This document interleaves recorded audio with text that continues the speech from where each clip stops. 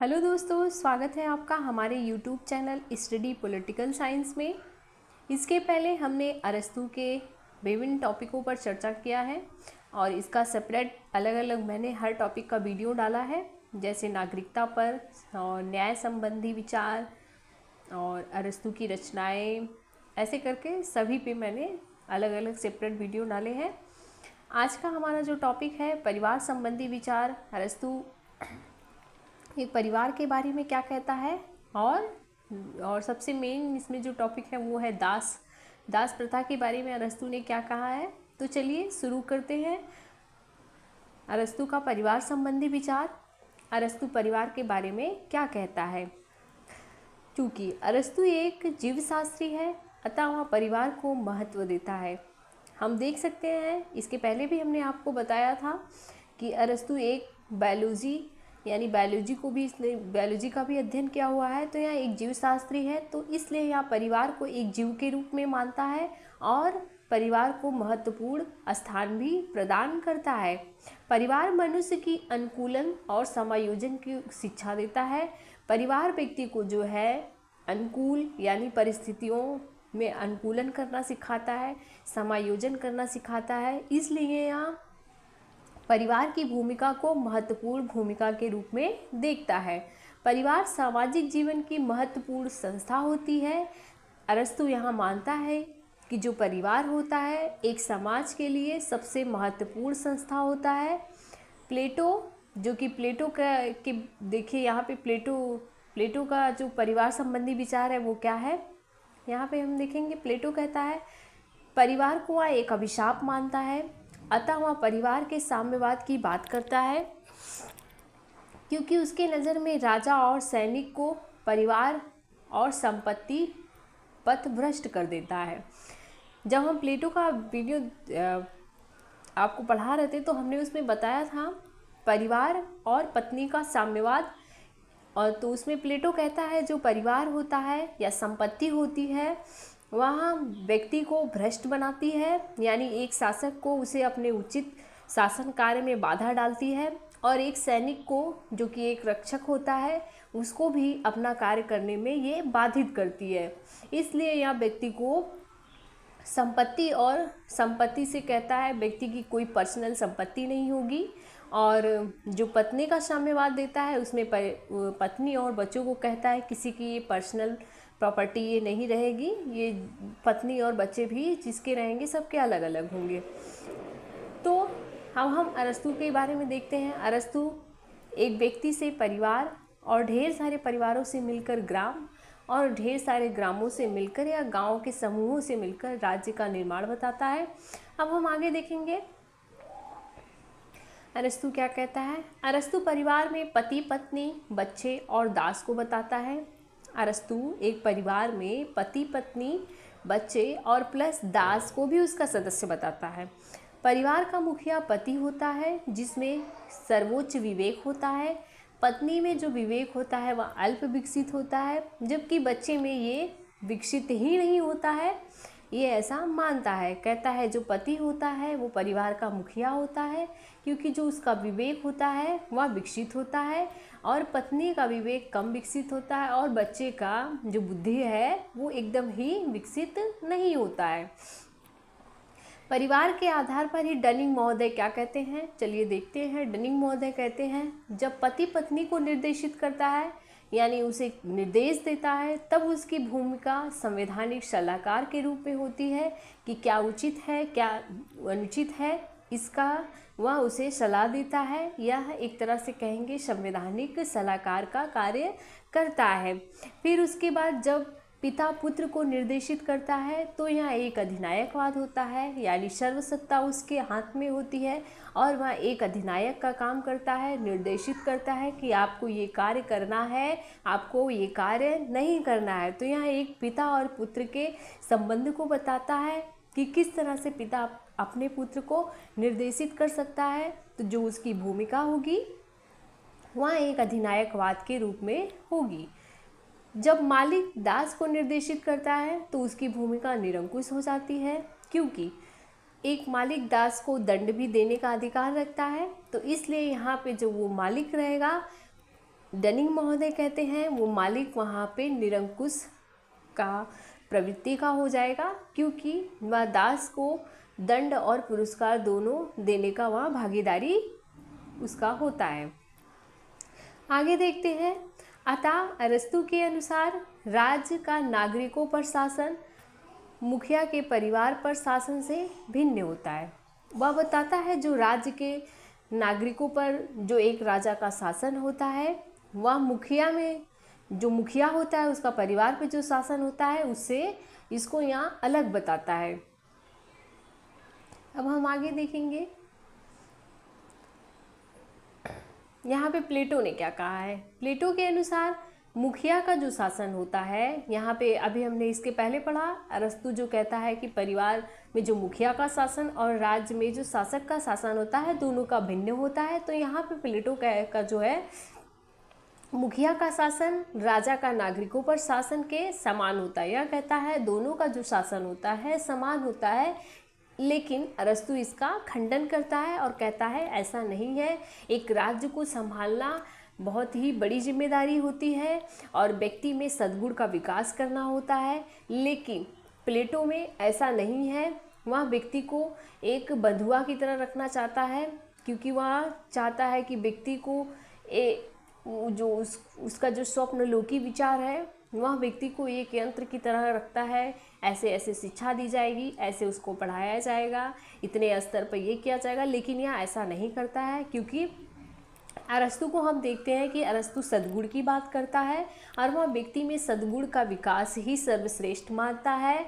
और न्याय सिद्धांत में भी हमको देखने को मिलता है वह सद्गुण को सबसे इम्पॉर्टेंट देता है, यानी वो परिवार को भी महत्व देता है, व्यक्ति को भी महत्व देता है। प्लेटो ऐसा नहीं करता, इसी का अरस्तु खंडन करते हुए कहता है। तो अब चलिए दास प्रथा की बात करेंगे, ये इसका इम्पॉर्टेंट भाग है। तो अरस्तु ने एक दास प्रथा के बारे में क्या बात कही है, तो चलिए देखते हैं। दास प्रथा का विवेचन अरस्तु के विचारों में एक विवादपूर्ण विषय है, यानी कि आप समझ सकते हैं कि दास प्रथा का जो इसने विवेचना किया है यह एक विवादपूर्ण हो जाता है, क्योंकि जहाँ पर ये सद्गुण की बात करता है, एक न्यायपूर्ण राज्य की बात करता है, वहीं पर ये दास प्रथा का भी विवेचना करता है। वहाँ पे ये दास प्रथा के बारे में क्या कहता है, जो एक विवाद का विषय बना हुआ है। तो देखिए अरस्तु क्या कहता है। अरस्तु एक पक्का यूनानी है, साथ ही अनुदारवादी भी है, अतः वह दास प्रथा को औचित्य को दर्शाना उसके लिए आवश्यक हो जाता है। यहाँ पे हम देखेंगे जो प्लेटो है, अरस्तु जो है, अरस्तु यूनान का रहने वाला है, तो वो वहाँ का निवासी है, तो वहाँ के नागरिकों के बारे में, वहाँ की जनसंख्या के बारे में सोचता है। तो वो एक तरह से अनुदारवादी भी है, क्योंकि वह दास प्रथा को एक बुरे नज़रिए से भी नहीं देखता और उनका एक उचित स्थान भी उनके लिए एक दर्शाता है। तो यह दास प्रथा को छोड़ भी नहीं सकता, क्योंकि वहाँ उस समय दास प्रथा की जो प्रचलन थी या उसको नज़रअंदाज भी नहीं कर सकता, इसलिए यह दास प्रथा को भी स्थान देता है। यही हम आगे प्लेटो की जब बात करते हैं तो प्लेटो अपने रिपब्लिक में इसको कोई उल्लेख नहीं देता दास प्रथा की, जो कि उसके समय भी प्रचलन है, लेकिन अरस्तु दास प्रथा पर विचार विमर्श करता है और उसे एक उचित स्थान भी देता है परिवार में। ये यूँ कहें कि वहाँ परिवार का सदस्य भी इनको मानता है। यहाँ पे प्लेटो जो है उसने अपने रिपब्लिक में इसका कहीं भी उल्लेख नहीं किया है। ला में इसे कृषि कार्य करने के लिए बताया है। अरस्तु दास प्रथा को एक संस्थागत व्यवस्था के रूप में देखता है। वह परिवार को समाज की प्रथम इकाई बताता है। पर चूँकि परिवार में पति पत्नी बच्चे दास आते हैं, इसलिए परिवार में दास को वह सजीव संपत्ति के रूप में मानता है। अब आप देखेंगे अरस्तु परिवार में पति पत्नी बच्चे और दास इन सभी को सम्मिलित करता है और कहता भी है कि परिवार समाज की प्रथम इकाई होती है। यहीं से व्यक्ति समायोजन और परिस्थितियों में अनुकूलन करना सीखता है। इसी प्रकार से एक सद्गुण समाज की स्थापना भी होती है। तो यहाँ पे वो कहता है जो दास होता है वह परिवार में एक सजीव संपत्ति के रूप में होता है, क्योंकि उसकी एक महत्वपूर्ण भूमिका होती है परिवार में। आगे देखते हैं, दास जो कि सजीव उपकरण रूपी संपत्ति है और संपत्ति परिवार का आवश्यक अंग होता है, क्योंकि अगर व्यक्ति के पास धन है तो व्यक्ति अपनी इच्छाओं को पूर्ण कर सकता है, यानी अपनी आवश्यकता की चीज़ों को वो खरीद सकता है। तो उसी हिसाब से यहाँ जो अरस्तु है वह सजीव संपत्ति के रूप में या सजीव उपकरण के रूप में दास को देखता है। वह कहता है दास जो है नागरिक को विश्राम करने, सोचने, समझने, जनप्रतिनिधि सभा में भाग लेने में सहायक होता है। इसके पहले जब हमने अरस्तु की नागरिकता के बारे में पढ़ा था कि वह एक नागरिक किसको मानता है, तो उसमें भी दास का सबसे महत्वपूर्ण भूमिका यहीं से दिखाई देता है, क्योंकि जो दास होता है इसने सभी व्यक्तियों को नागरिक तो माना नहीं है, तो इसलिए जो दास होता है वह नागरिकों को विश्राम करने, यानी कि जब दास रहेगा तो आपके कार्यों को सरल करेगा, आपको समय भी उचित प्रदान करा पाएगा। तो यह कहता है कि यह नागरिकों को विश्राम करने, सोचने, समझने, जनप्रतिनिधि सभा में, यानी कि जो नागरिकता है, एक नागरिकता किसी को हासिल होती है तो उसमें जो पार्टिसिपेट करता है वह संवैधानिक कार्यों में, उसमें भाग लेने में यह महत्वपूर्ण उसकी भूमिका होती है या यह सहायता करता है। अरस्तु परिवार में 3 तरह के संबंध को दर्शाता है। अरस्तु परिवार में 3 तरह के संबंध को दर्शाता है, जैसे एक मालिक का दास के साथ क्या संबंध होगा ये बताता है, और एक मालिक का पत्नी के साथ क्या संबंध होगा और ये भी बताता है, और एक मालिक का बच्चे के साथ क्या संबंध होगा ये भी बताता है। इसके ऊपर हमने जो देखा था, एक मालिक का बच्चे के साथ यानी पिता का अपने पुत्र के साथ संबंध अधिनायकवाद के निर्देशन के रूप में कार्य करता है, और एक मालिक और दास का जो संबंध उसने निर्देशन की बात की है वह एक निरंकुश बताता है, निरंकुशता की बात करता है उसमें। आगे देखते हैं, अरस्तु लिखता है कुछ लोग शासन करें और कुछ लोग शासित रहे, यह न सिर्फ प्राकृतिक है बल्कि व्यवहारिक भी है। अपने जन्म से ही कुछ लोग शासन करने और कुछ लोग शासित होने के लिए नियत होते हैं। ऐसा अरस्तु मानता है कि कुछ लोग शासन करने और कुछ लोग शासित होने के लिए यहाँ जन्म लिए हैं, ऐसा यहाँ प्राकृतिक भी है और व्यवहारिक भी है। अरस्तु किसको दास मानता है? अरस्तु कहता है कि जो विवेक शून्य लोग होंगे वही दास होंगे, यानी जो बुद्धि से कमज़ोर होंगे, जिनके पास बुद्धि कम होगी, वो व्यक्ति दास के रूप में सम्मिलित करता है उनको। अब ये बताता है कि आधुनिक जो दास प्रथा, और अरस्तु नहीं, हम आपको बताते हैं कि आधुनिक दास प्रथा और अरस्तु की दास प्रथा में क्या अंतर है। उस समय जो दास प्रथा का प्रचलन था और जो अरस्तु की दास प्रथा है, उन दोनों में आखिर क्या अंतर है, तो चलिए आइए देखते हैं। आधुनिक दास प्रथा 18वीं 19वीं शताब्दी में अफ्रीका में प्रचलित था। जो दास प्रथा का प्रचलन था वो 18वीं 19वीं शताब्दी में था, और ये अफ्रीका में इसका प्रचलन देखने को मिलता है, जिसमें दासों के साथ अमानवीय व्यवहार, बर्बर व्यवहार भी किया जाता था। दासों को खुलेआम बेचा व खरीदा जाता है। जो उस समय प्रचलन था दास प्रथा का, उसमें दासों के साथ बहुत ही बुरा व्यवहार किया जाता था, उनसे भिन्न भिन्न कार्य करवाए जाते थे और सरेआम रो खड़े करके उनको बेचा जाता था, खरीदा जाता था, उनकी बोली लगाई जाती थी, उन्हें कोड़ों से दंड दिया जाता था, पीटा जाता था नंगा करके। यूँ कहे तो बहुत ही उस समय बहुत ही दास प्रथा की जो स्थिति थी बहुत ही अमानवीय थी।